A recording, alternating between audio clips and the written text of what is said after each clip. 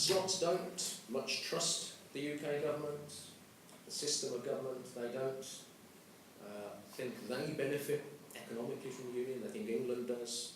They want more powers for the Parliament, but most of them favour remaining in the UK, unless those howevers might come into play.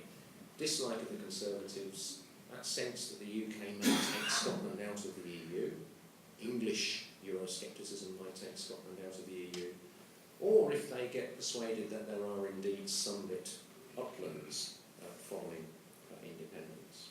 So, thinking about Scotland and England together, well, I think the lodger and the landlord are not terribly happy together. They're a bit uncomfortable in each other's presence. Each wants, in some way or other, more autonomy for itself, but not yet persuaded that it's time to move apart. The big unless there, I think, has to do with Europe, and has to do with the question of whether the Scots find themselves in a situation where they may need to choose between England and the union with England and Europe.